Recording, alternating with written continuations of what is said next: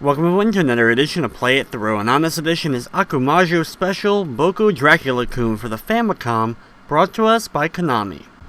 More simply known as Kid Dracula, which I'll be referring to it as throughout the rest of the video, is a Famicom-only spin-off of the Castlevania series. It also happens to be one of my favorite Japanese-only released Famicom titles. The game has you playing as Kid Dracula, going from level to level in typical platform-style settings, to eventually take on an evil alien and reclaim your throne as the king. And while the Famicom, or NES version, was only in Japan, there was a Game Boy game made in the Kid Dracula series that was later released in North America. So here we go with Kid Dracula for the Famicom.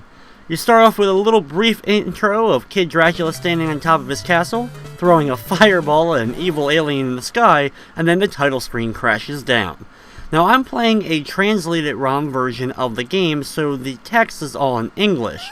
When you start up the game, you actually can of course start from any level if you have a password, or of course begin a brand new game, which is what we'll be doing here.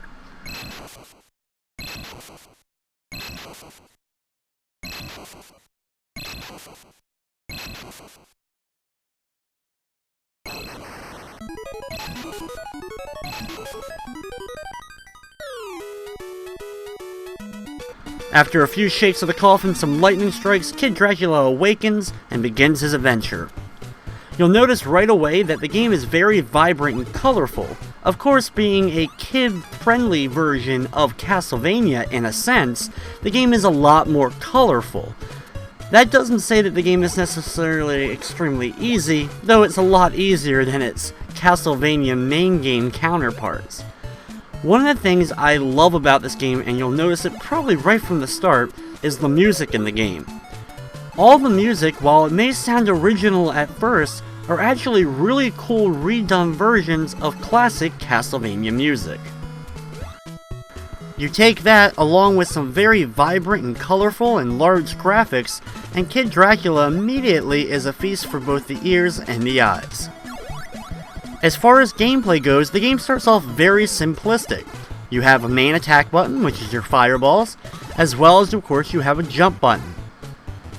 Throughout the game, you'll be getting new and more powerful abilities throughout, such as homing missiles, the ability to turn into a bat, and even a freeze move.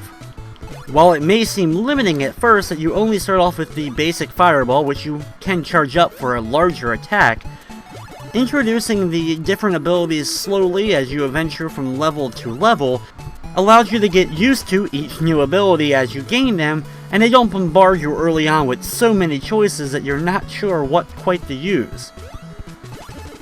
You'll also notice that some of the enemies in the game are your typical horror-themed enemies, of course a little chibi-fied, for lack of a better term, of all the different characters and enemies that you may see in a normal Castlevania game.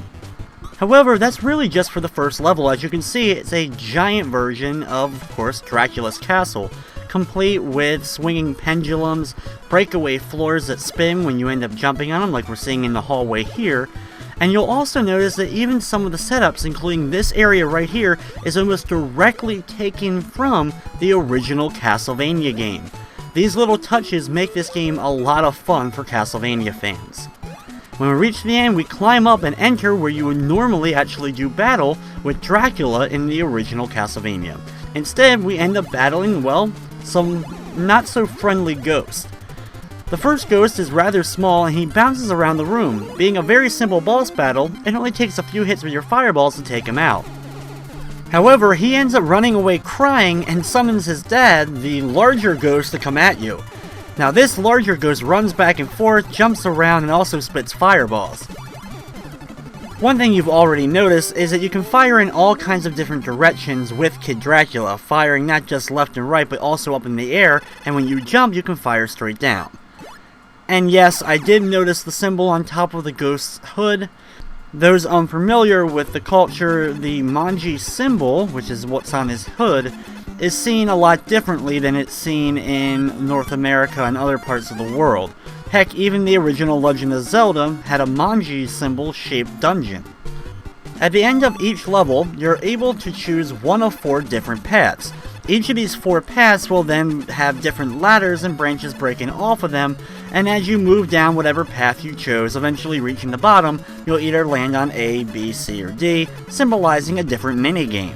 You have to have coins in order to complete the minigames, which I had none going into that, because in order to get coins, you actually need to charge up your attack in order to hit enemies. Defeating enemies with just the normal attack doesn't drop or net you any coins. Don't worry though, you'll be seeing plenty of the minigames throughout, and I'll do my best to try to show each of the minigames at least once, especially the one I got there, the Can, which is definitely one of the more interesting games on an NES game, in order to garner yourself some extra lives. Early on in this level, we'll have to get on these spinning, rotating platforms to make a stop after every quarter spin around, so you'll have to ride these in order to make your way up to the top right. Right outside here though, we end up jumping on a roller coaster ride. It starts off rather slowly and rather calmly, you can even hear it in the music. And then a few seconds later, it starts to really speed up, of course, when it hits the ramp. When it does this, be careful and be ready to jump over or attack the flying turtles and other enemies throughout in order to prevent yourself from either taking damage, but more importantly, not getting knocked off the roller coaster and end up losing a life.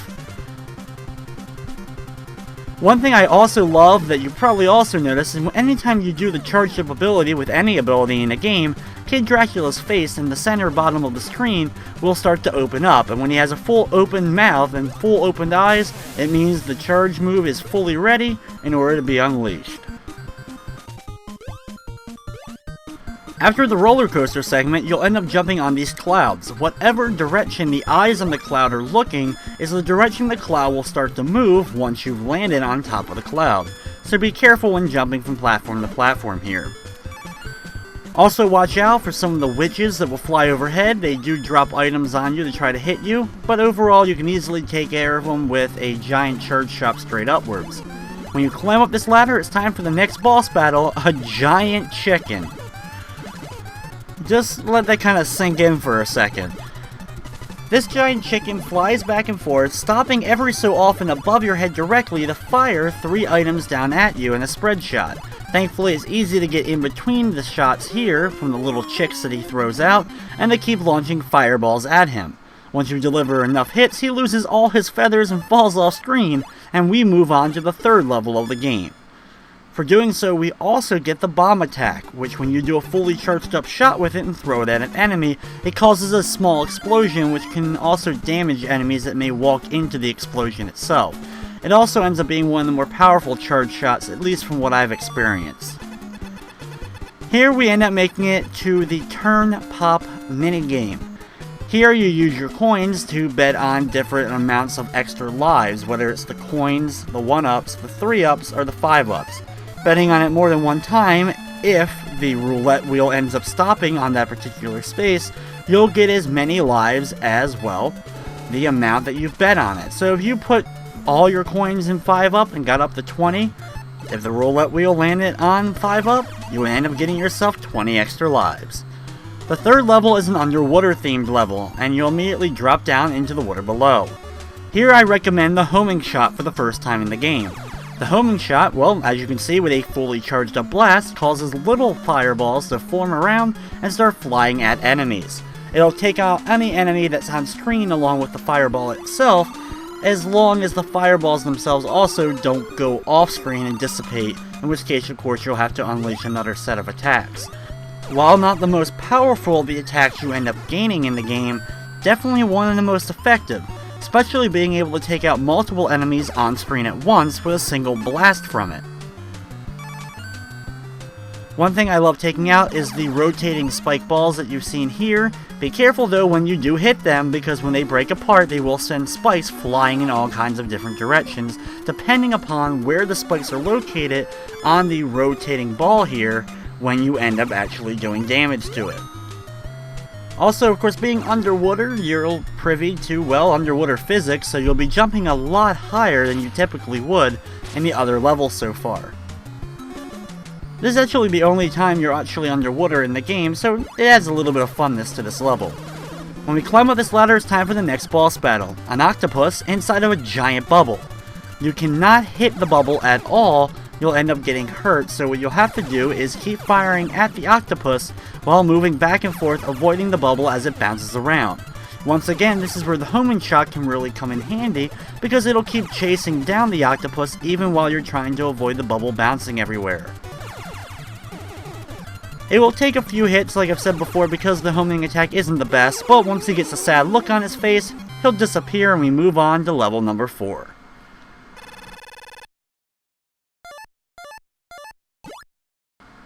For completing level number 3, we get the flight skill ability. With the flight skill, what you're able to do is of course charge up and, well, turn into a bat and fly around. However, while in bat form, if you take damage or run into a solid object, you immediately turn back into Kid Dracula, or you'll turn back into human form as well if the timer at the bottom of the screen runs out. So here's the can-can minigame. I've already really completed it because I only had the 1 coin to spend on it, but basically what it is, you pick a color, and if the bloomers the can-can dancers are wearing is the same color you picked, you get that amount of extra lives. So it just so happened I picked 7, and, well, that's the underwear they were wearing, so I ended up netting myself 7 extra lives there. After completing that fun little minigame, we move on to the 4th level, which is an ice-themed stage. So of course you'll be slipping and sliding all over the platforms. There's sinking and rising platforms up and down into the water, but the water is not safe here like it was in the previous level. Falling into it of course will instantly end up losing a life for you. Over here you'll want to drop down here and get on one of the rotating platforms as it's spinning around. Just be careful that you don't jump too high up while it's of course moving upwards, so you don't hit your head on the spikes above you.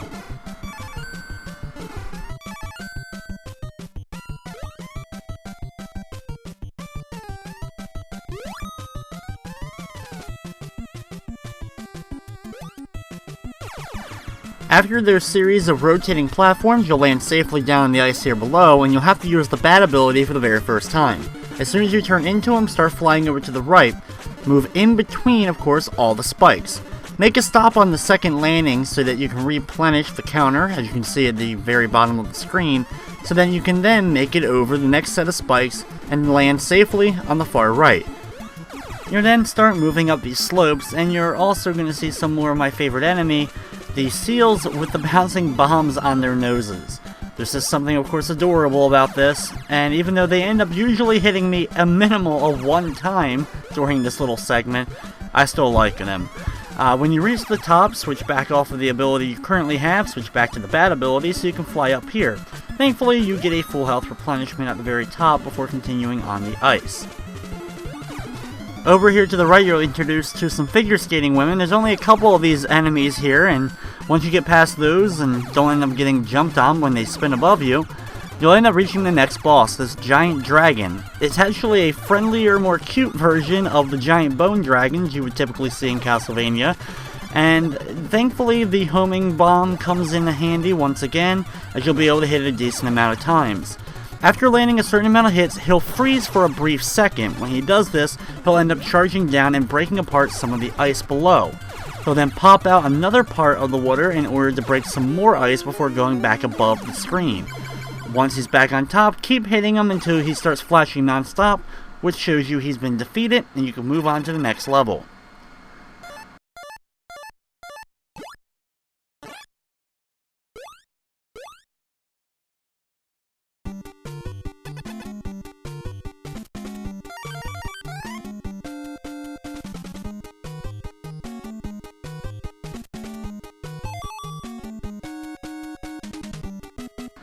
We end up getting the next minigame, and this game is a little bit weird. You have 4 daggers, in this case, and you have to stab into the barrel. If you stab and the skeleton's head pops off, that means you make contact with the skeleton himself and end up losing. And if you're able to get all the swords in, you end up getting yourself a 1-up. Once you've gotten that, you move on to the next level, which ends up being, well, New York City. You start off by jumping from building to building amongst all the skyscrapers, taking out UFOs going overhead. Sometimes the UFOs will stop and end up actually releasing an alien down below that you'll have to deal with as well. For completing the last level, we ended up getting the freeze ability, and there's only one time where you must use the freeze ability in the game. Of course, what it ends up doing is, well, you charge it up, hit an enemy with it, and it freezes them in place for a period of time, so you can keep hitting them in order to get rid of them. I find overall using either the homing attacks or bomb attacks to be much more effective than it. Like I said though, you do need it, and you'll have to use it on a certain boss later on in the game. When you reach the edge of this building, you won't be able to make the jump, so you'll have to turn into the bat in order to fly up, watching out for the giant monkeys pounding on top of the building. If you need some extra help, of course, fly over to the building on the right, but if not, just jump down to the subway system down below.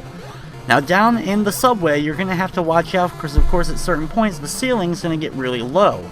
So keep yourself within a decent distance of all the different gaps in between the different parts of the train so you can get in between them and duck down or just stand up straight so that the tunnel ends up going overhead.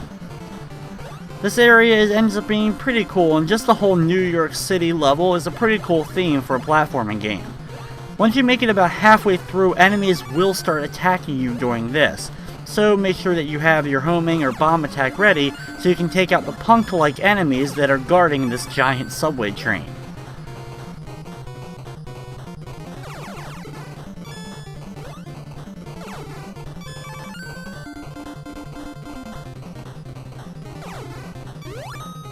Besides just the punks during this area, you will also have some hockey mask wearing guys as well. Whether or not, of course, they are a nod to Jason Voorhees himself, or actually the main character of Rick from the Splatterhouse series, well, that's up for you to decide.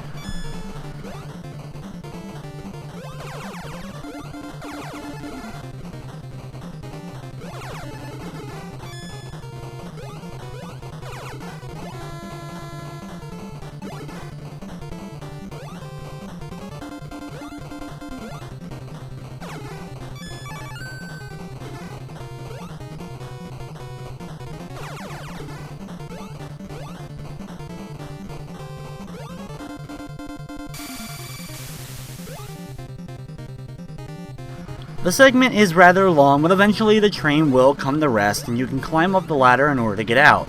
Now instead of a boss battle, you have one of the most unique battles. It ends up being a trivia competition, a quiz show to be more exact.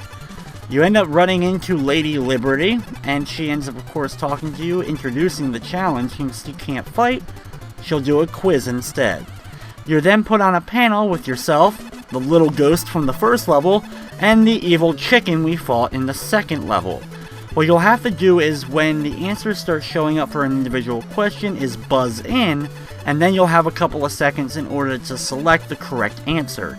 Now I'll let a few questions go anyway throughout, so you'll see a decent variety of them and not just the first few. Of course the first answer ends up being USA, and I let the ghost end up handling this one, before I'll answer the second one, which is, where is Lady Liberty from? Which the answer ends up, of course, being France. This part is, of course, pretty self-explanatory, so I don't really need to kind of give much of a description throughout here.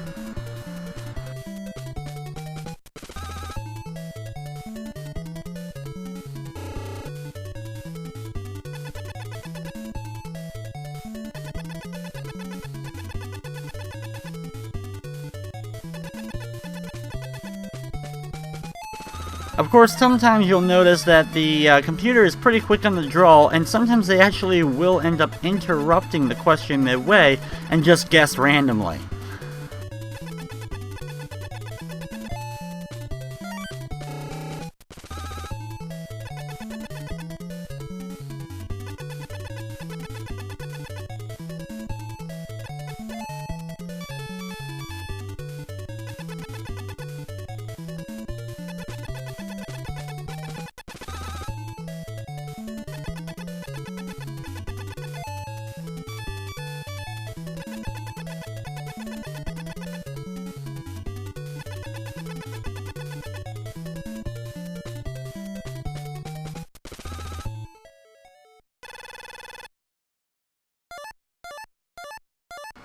After answering 3 questions before the other members of the game show panel, we then move on to the next level, but not before of course doing a bonus game and also getting a new ability, the hang ability, which allows you to actually hang upside down on ceilings.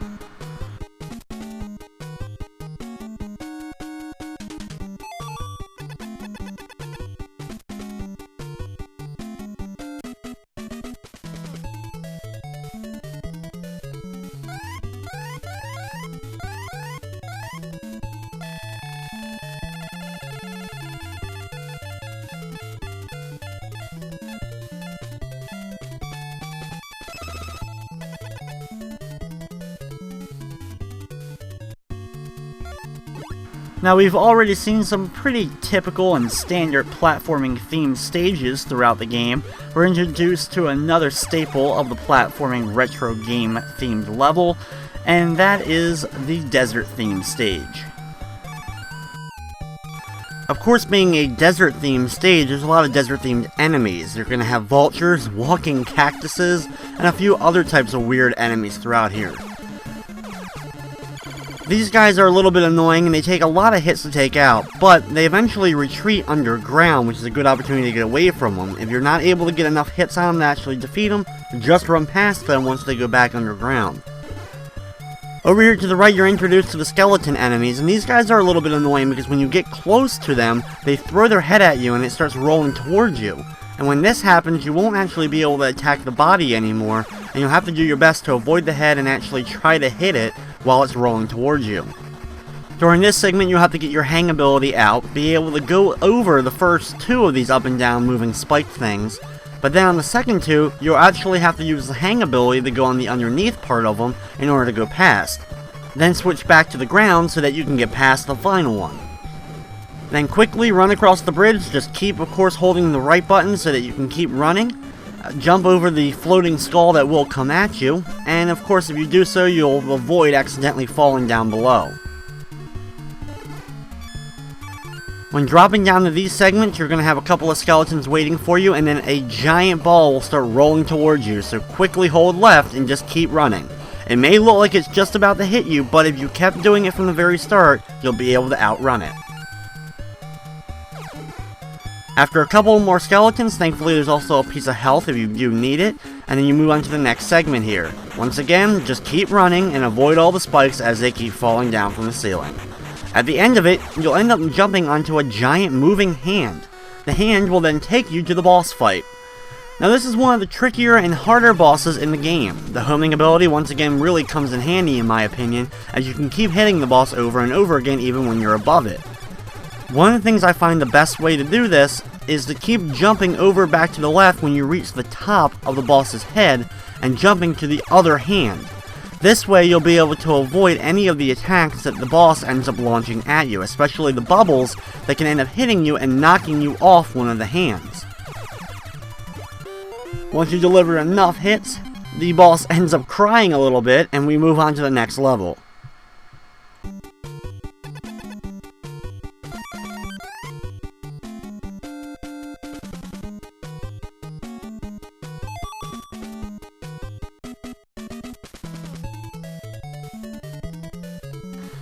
For the lottery, all you have to really do is spin this around and it'll drop one of the colored balls, and if the colored ball is one of the ones that gives you an extra life, well, then of course you get it.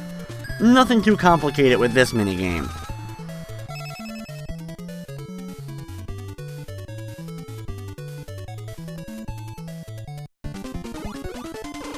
The first part of the next level has you jumping on a platform that starts rising up into the sky.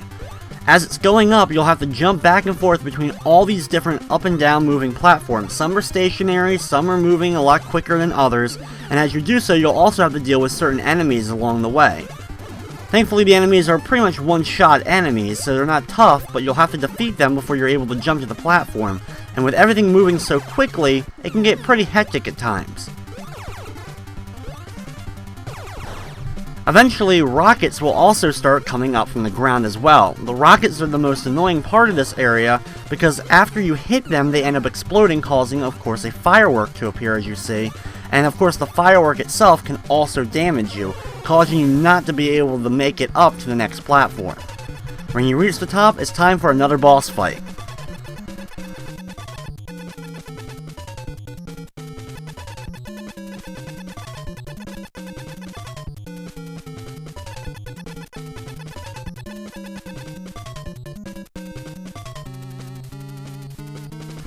Here we're battling Garamus. Now Garamus can actually jump around the screen, also spit out large amounts of fire that you'll have to duck under. Unfortunately, the first time I stand up a little bit too quickly.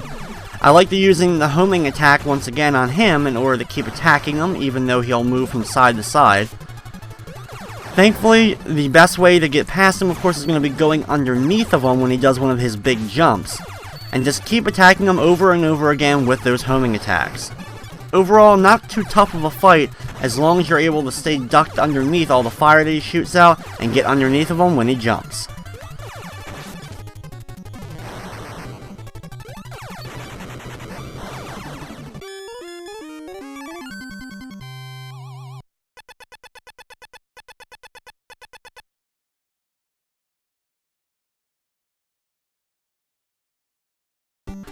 Once you take care of Garamus, you move on to the next level of the game, of course stopping by a quick mini-game before doing so.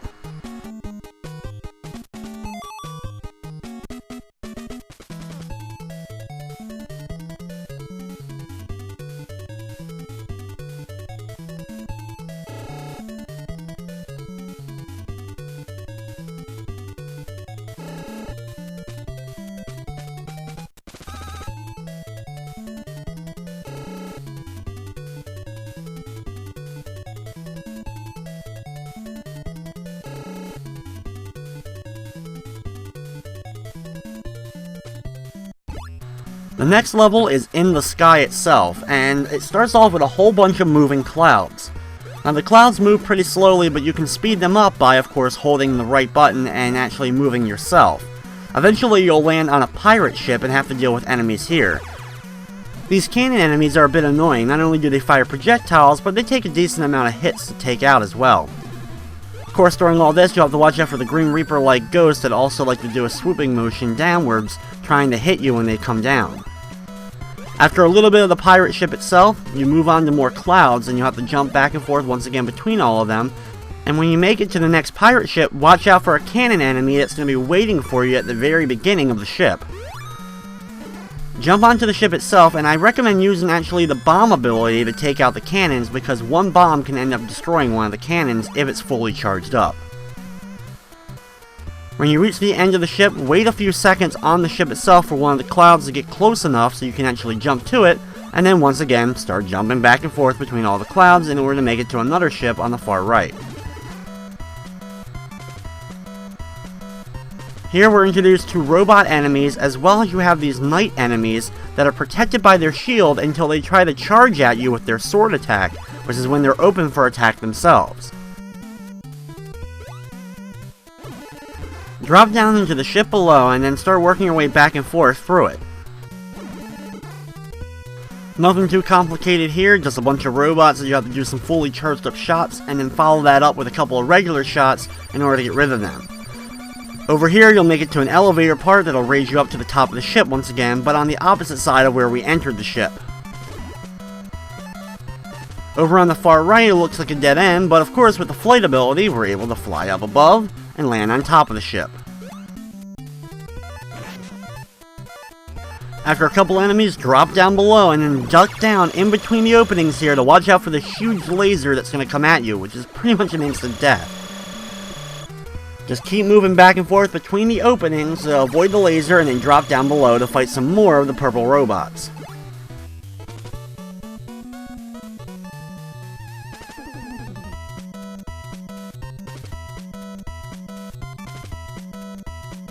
Now it's time to battle the boss for the level, and of course, being a robot theme for most of it, it's a giant walking yellow robot. Now for this guy, you can start off on the ground using your homing shots. You'll see that you'll be able to hit it a few times, but you can only damage the giant robot while actually hitting it in the head. So the best way to deal with this is using the hang ability to hang onto the ceiling and then launch fireballs directly at the robot itself. The robot can only move a few steps forward, and when you're on the ceiling, he won't be able to hit you. If you do this correctly, you may be able to even take him out before you end up losing the hang ability for the first time. Once he explodes though, we move on to the next level.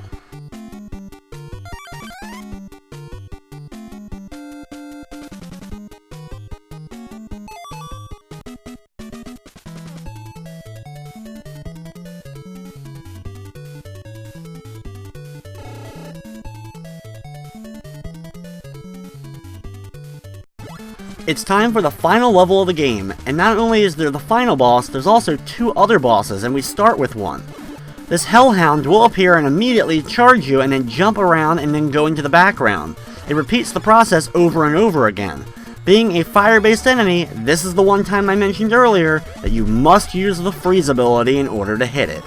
It'll take 10 full shots with the freeze ability in order to defeat the Hellhound, and it uses the same pattern over and over again. But if you don't realize early on that you have to use the freeze ability, that's what can make this battle tough.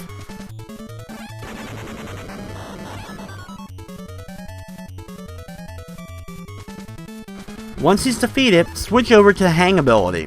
Use it and jump up to the ceiling and destroy the crab that's shooting bubbles out back and forth. Then move a little bit forward and destroy the second one that you see. Then before going forward anymore, run back and drop down below once the hang ability runs out. Then use it again to get back to the ceiling and destroy the next ones. If you do it right, you'll be able to destroy the second one and keep it gone, but if not, you may have to destroy that second one again. Either way, drop down below past the spikes on the far right. In this big open area, eventually, the ground will start moving upwards. Of course, the spiked ceiling lining the top will be an instant death, so you're going to have to avoid that at all costs. You have to move back and forth, left and right, avoiding the spikes as the elevator rises, defeating all the enemies that keep spawning. Thankfully, they are one-shot enemies, but since there's so many of them, and they can end up hitting you, causing you to jump backwards right into the spikes above you, it can be a little bit annoying.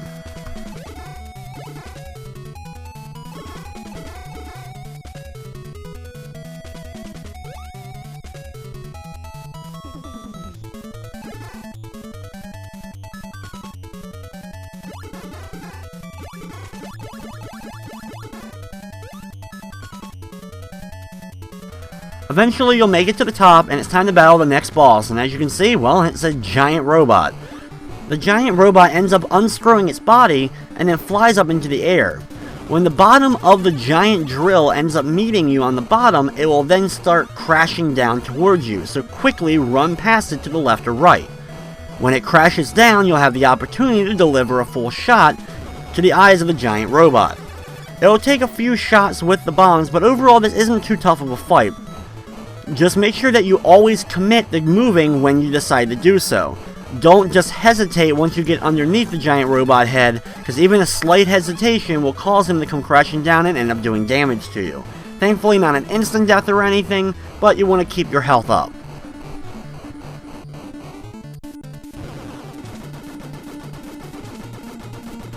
Thankfully, with fully charged up bomb abilities, not too tough of a fight. Once he's defeated, the body ends up reappearing in the background, and we continue on in the level. Once we reach outside though, it's time for the final fight of the game.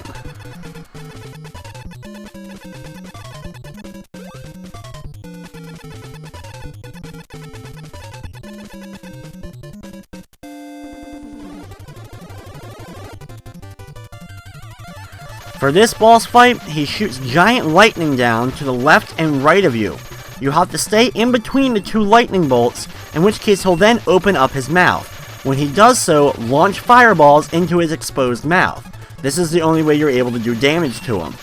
When his mouth's open though, he also fires a fireball straight down, so you'll have to move just slightly left or right to avoid the fireball and not get too close to the lightning on the left or right side. There's not a whole lot of space for wiggle room, but overall not too bad for a final boss, and it doesn't take too many fully charged up shots in order to take care of this guy. Once you deliver the final hit to him though, he's taken care of and you can sit back and enjoy the ending, the Kid Dracula.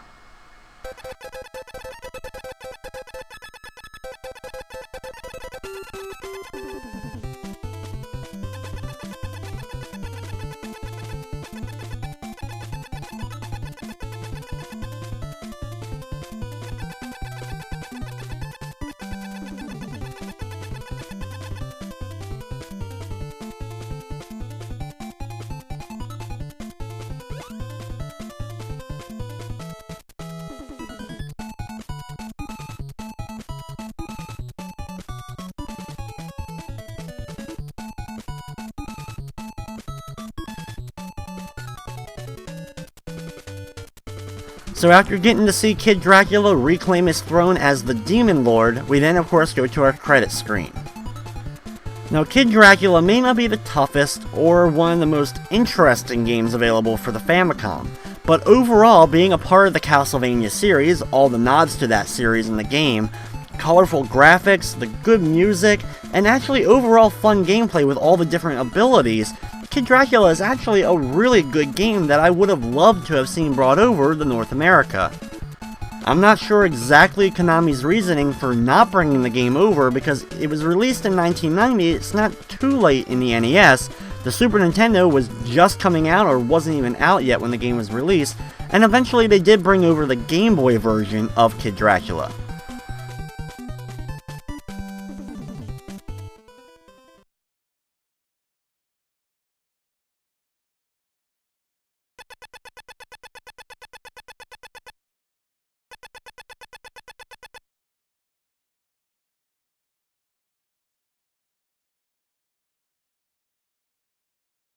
And there, I love the little ending of telling you to look behind you, and then of course, made you look. Just kind of a little scare tease that a lot of horror games and movies like to do, and this one of course doing it in a joking manner. It then goes to the end screen, and that's where it sits, and of course you can reset the game and start it all over again. And with that, that's going to wrap up this edition of Play It Through. I'd like to thank you for watching, and of course, I hope you enjoyed.